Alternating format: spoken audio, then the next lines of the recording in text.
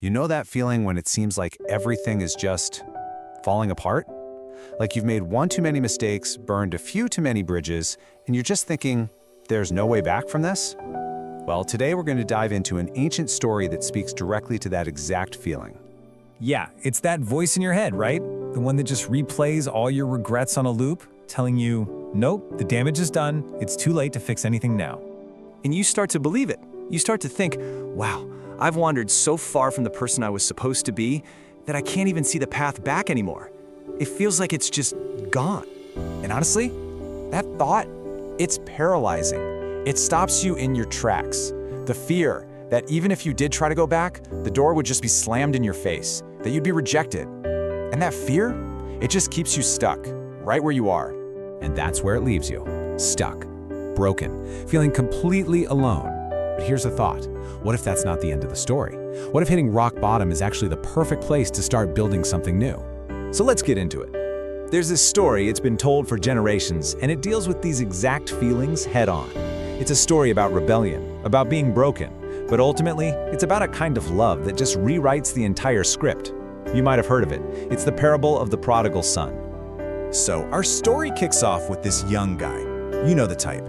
He's impatient, he's restless, he's got that itch. He is absolutely convinced that the real life, the real adventure, is waiting for him anywhere but home. And so he does something that is just unthinkable. He goes right up to his father and makes this demand. Now you have to understand, in that culture, this was a massive deal. Asking for your inheritance while your father is still alive was basically like saying, Dad, I wish you were dead so I could have your stuff. I mean, it is the ultimate act of rejection. But the craziest part? The father agrees. He lets him go. So now the son takes off, right? Pockets full of cash, head full of dreams, and for a little while, it looks like he totally made the right call.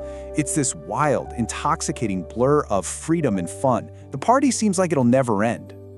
But you know how these things go. It all unravels, and it happens fast. He blows through all the money, and surprise, surprise, once the cash is gone, so are all his new friends. To make things even worse, a massive famine hits the land and suddenly he has absolutely nothing. The only job he can find? It's the most humiliating thing you could imagine for a Jewish man at that time. Feeding pigs. I mean, just look at that contrast. He went from a life of privilege and freedom to absolute grinding poverty and desperation. He gets so hungry, he's literally considering eating the slop meant for the pigs. This, right here, is rock bottom. You know, let's just pause on that for a second. Have you ever been there? In that place where you just don't even recognize yourself anymore? Where you look in the mirror and you think, who is that person staring back at me? But right there in the middle of all that hunger and shame, something clicks. He remembers home, and he has this sudden moment of clarity thinking, wait a second, even my father's hired hands have more than enough food to eat, and here I am, literally starving. And that's it. He makes this broken, humbled decision to just go back. So let's talk about the journey back.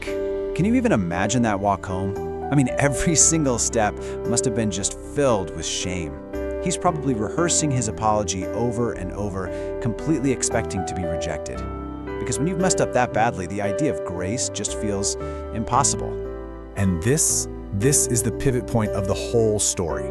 The son isn't even close to home yet. He's just this tiny figure way off in the distance. But his father, who you just know has been watching that road every single day, he sees him.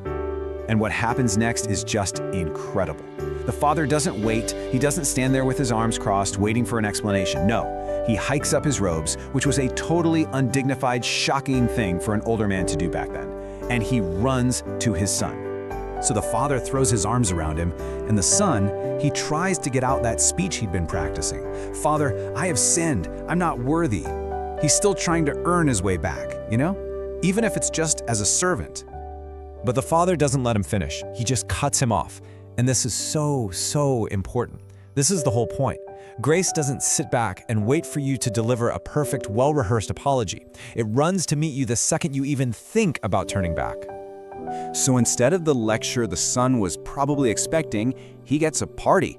The father starts yelling out commands. Get the best robe. That's a sign of honor. Put a ring on his finger. That restores his status as a son. put sandals on his feet because only slaves went barefoot. See, this isn't just about forgiveness. This is about total, complete restoration. And then the father says these incredible words. He says, "This son of mine was dead and is alive again. He was lost and is found." This really isn't just a story about some kid who messed up. It's a picture of what real, true redemption looks like. It's about being welcomed back into life itself. Okay, so why are we talking about this ancient story today? What does it have to do with you? Well, maybe, just maybe, you see a little bit of yourself in this story. Maybe you feel like you've wandered off, made some choices you really regret, and right now you feel like you're standing at your own personal rock bottom. That's you. Then listen up. This story isn't just about some guy from a long time ago. It's whispering something directly to you. It's saying you can come back. It's saying you are not too far gone. And more than anything, it's telling you that you are never, ever beyond the reach of grace. If you take anything away from this, remember that one image, the father watching the road. He never stopped watching. He never stopped hoping. And the moment his son just turned back towards home, his response wasn't cautious. It was immediate. It was overwhelming. He didn't walk. He ran. So I'll leave you with this final thought. If you feel like your story is over, like you've written the last chapter and it's not a happy one, just remember this story. On that long, hard walk home, you are never, ever walking alone.